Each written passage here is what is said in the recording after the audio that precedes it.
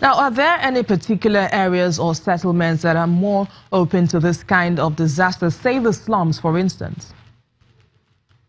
Yes, usually when you see dump sites are usually located in land of a very low premium of land.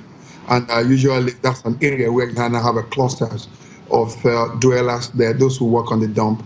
And usually, so it's usually an area where you have a very, very low human development activities and you have a low development controls.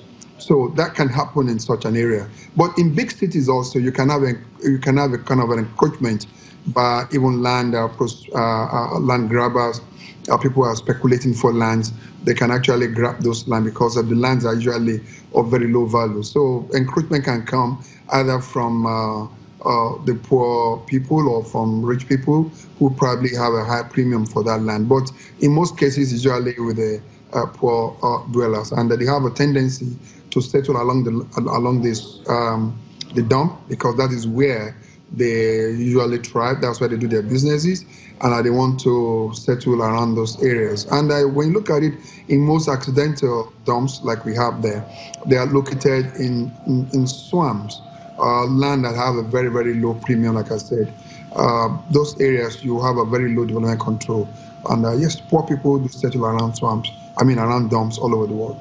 Now, you mentioned land grabbers just now. We know that land pressure in many African cities makes some squat on lands that they do not own as they seek higher wages available in urban centers. How can these dwellings be made safe for habitation?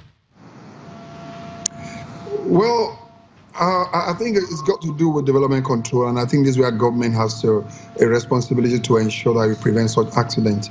Most cases, a dump site itself shouldn't actually happen. They're accidental, like I said. It's a lack of proper planning.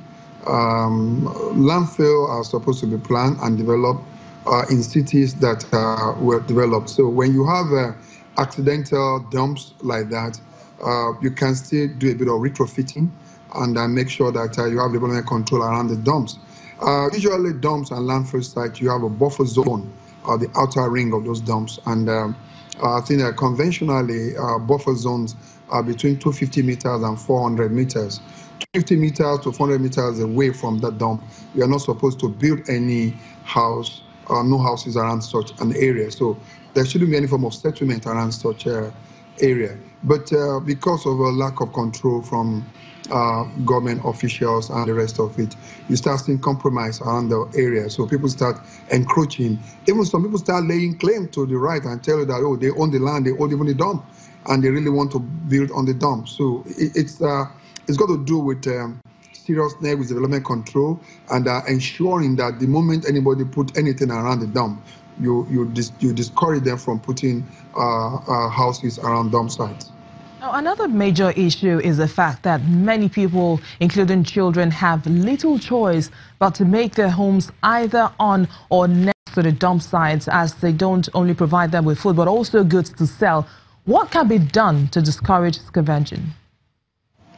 Well, the first thing is to make sure anywhere you have a dump, fence it up. So when you build a ring around there, when you have a fenced wall, and that you can control migration in and out of the place, then you can control the kind of people that enter the dump. So when the dump is not fenced, when it's so loose, anybody can encroach on it.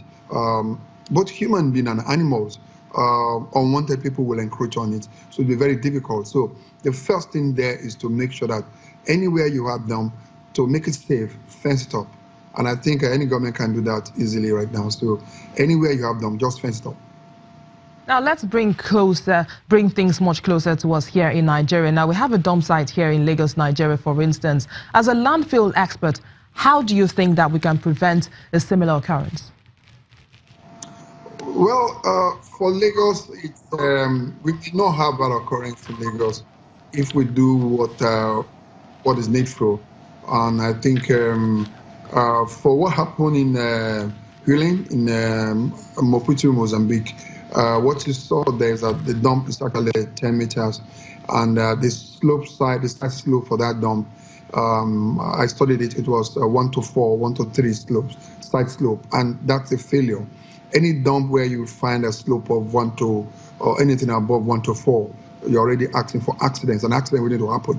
We had a similar case in Addis Ababa, I think last year or 2 years ago, where people were killed. And all over the world where you have such irresponsible slope stabilization, you have such problem.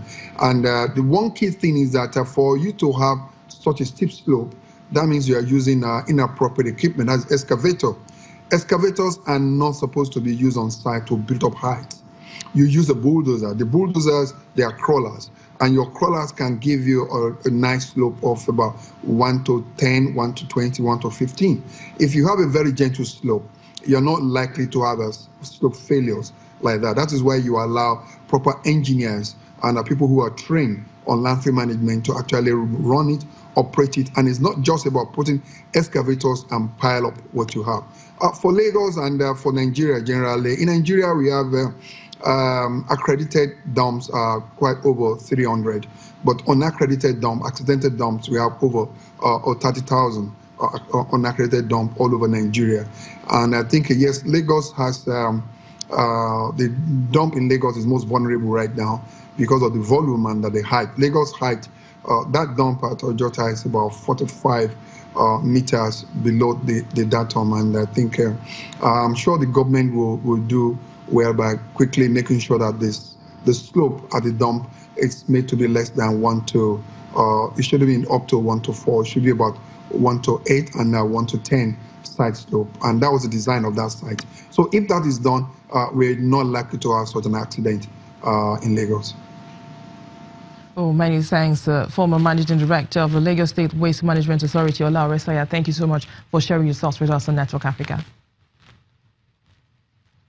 Well, elsewhere now, at least 2 aid workers have been killed and a third missing after an unidentified gunman attacked in the Democratic Republic of Congo. The United Nations Humanitarian Office in the capital, Kinshasa, said the victims were both employees of a French NGO which provides water. The attack in North Kivu, in the northeast of the country, comes less than a year after 2 UN experts were killed in the DR Congo. Meanwhile, North Kivu province has also been rocked by violence, with an increase in kidnappings and killings due to the rivalries between ethnic groups. 15 United Nations peacekeepers were killed in December. Coming up in a moment, South Africa president considers a review of his cabinet. Do stay with us.